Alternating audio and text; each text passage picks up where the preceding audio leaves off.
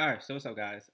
Drifter episode 6. Now, let me just start off by saying that the beginning of this episode reminded me of Berserk when Casca was going up to the village where they were taking her in the torture dungeon where they were torturing the witches that they, well, at least that they thought they were, and that whole graphic scene. Now, episode starts off with a continuation from last episode when they gather up all the soldiers that were raping the elves, and they basically took him outside for a slaughter. And Nobunaga got word of this, so he immediately rushed to Toyohisa's side to I want to say he wanted to stop him, but not. It's like he wanted to take on the responsibility of all those deaths because again, Nobunaga seems to have some hidden agenda that I don't think that we're gonna find out anytime soon. But in this episode, he definitely came off as a more cunning, evil, coolish type. Yeah, understandable. Now, uh, he basically rushed to Toyohisa, knocks him out, and then orders the slaughter of all the men except one. This one guy was basically begging for his life, saying that he didn't rape any woman. Matter of fact, he hasn't even slept with a woman before. So, and that he just got transferred there. So they basically spared his life, saying that if they killed him, the elves themselves would have practically turned to the army guys. Now, uh, again, Nobunaga knocked out Toyohisa and ordered the slaughter, and Toyohisa woke up, and he basically punched Nobunaga in the face. I'm, it was kind of understandable why Toyohisa did it, but it wasn't necessarily stated. Now you can understand and see that there is a respect between men with that scene.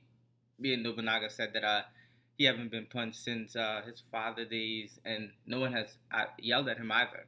So, yeah.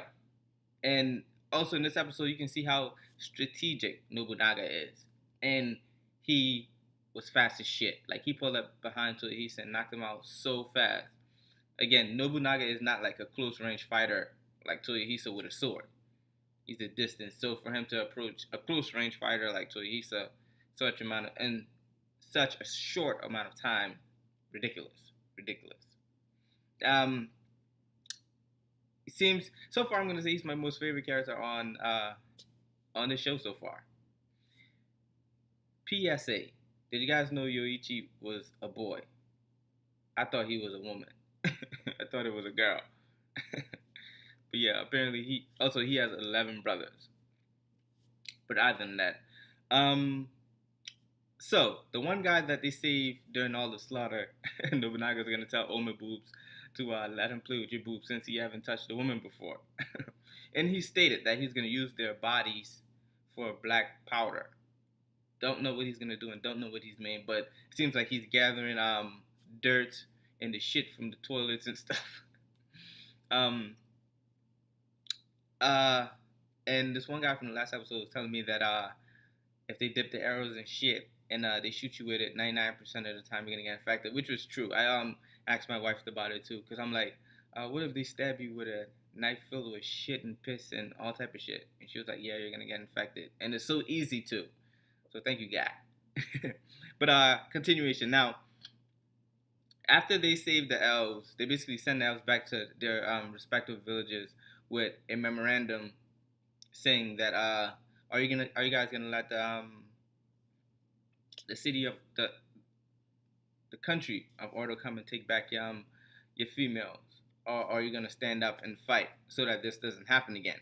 Again, remember that the elves were subjugated, being forced, and again, this right here led me to believe how and led me to believe how strategic Nobunaga is. That was smart. So that's how they started to build their force, which we see in this episode. Now, we cut to the girl in black, which I'm guessing is the opposing side to the guy that's in white that's always in the room. She basically get upstate that Nobunaga recruited the elves and they took the town, and she did not like that. She did not like that. It was shown to us in a whole different language, but we get the drift. We get what's going on. Now we cut to the Council of Orte, where we see the council members uh, creating a better strategy. They're saying that the elves are rising up. They are in war, and they've been in war for over 40 years. That's a long ass time. So now that they're running low on supplies, they're running low on men, and one of the guys proposed a peace treaty. But again, the council members disagree with that. So yeah, now we get introduced to a new character, Count Saint Jeremy. This guy is a fucking weirdo. He's a weirdo. Now, so far we see that he owns 25% of Arte, and that he helped some of the founding fathers take over the whole country. That's the word I'm looking for. Help them take over the whole country. And apparently he's an aristocrat. Yeah, and a fucking weirdo. So yeah, but he seems strategic. And he got word that the elves are rebellion, and he seems like he's gonna go and take care of the elves by himself. And he's also with two other weirdos, and they're begging to go take care of the elves with him. But I'm guessing they're underestimating the elves here, because first of all, the elves do seem kind of pussy at first, but they don't know that the elves have developed courage, and they have support, and that they're being trained. So yeah, and Yoichi in this episode mentioned that the elves are basically gods and archers, and Tohisa was trying to teach them the sword way, and he said that the elves aren't picking up on the swordplay, which brings me into Tohisa. I think it's called Sashu swordplay, whereas you put all your energy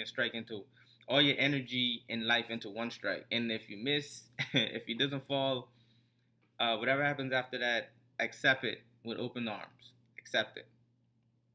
So yeah, we got introduced to the Merchant Guild of Flyers. These guys basically were flying on birds and dropping bombs, and they took out a naval fleet that belonged to the country of Orte. So again, they're taking another hit, and these guys still don't want a peace.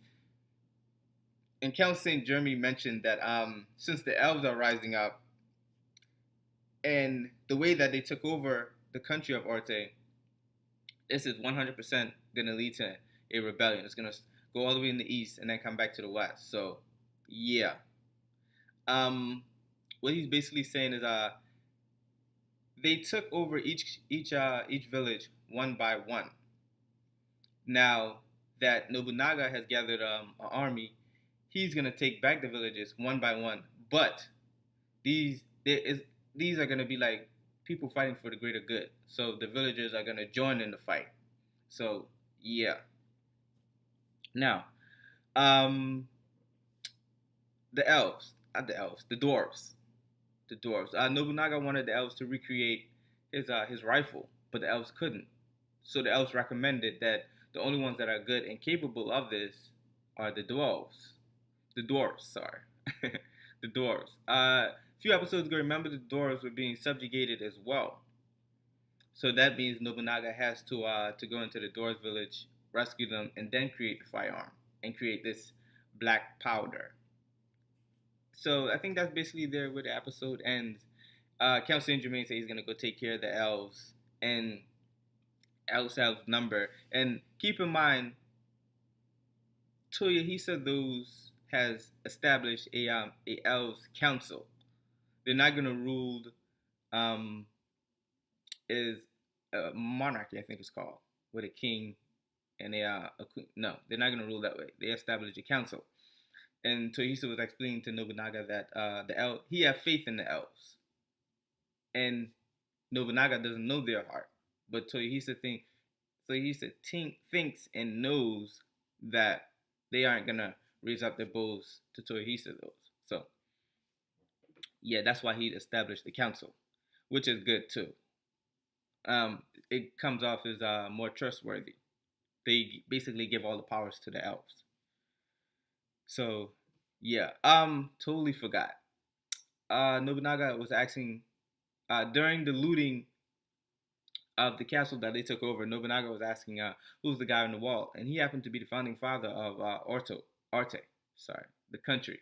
Their name always comes out hard to pronounce. Arte. So he's the founding father, and he committed suicide, and no one knows how. The reason for his suicide is unknown, and they didn't know if he was an N or a drifter, if he was one of the black guys or the light guys. They didn't know. He just popped up one day, uh, giving speeches, created an army, took the country, and that was it. So, yeah. Now at the end of this episode, we see that the Black Army, the Black King that sent out his underlings to take care of the drifters, they finally arrived, and Nobunaga and Toehisa those sensed it a mile away. So yeah, in the next episode, I'm guessing we're gonna see that. And what else? What else? I think that's about it. Other than those fucking weirdos called Count Saint Germain, Princess. Don't know what's going on there. So yeah, definitely looking forward to see what the dwarves look like. I definitely want to see what the dwarves look like and how vicious, or to find out more about their characteristics. Definitely looking forward to that. Definitely. Definitely looking forward to more Alma boobs. But other than that, guys, let me know what you guys think of this episode and this video. Like if you did, dislike if you didn't. Let me know down in the comment section. And let me know what you guys think the dwarves' characteristics are going to be. If they can create guns, uh, what are the characteristics? Like the elves live a long life expectancy. They have a long life expectancy. And what else? They're trustworthy. What do you guys think about the dwarves? But other than that, definitely that's about it for this episode. Loved it, loved it. Probably 8.5 out of 10.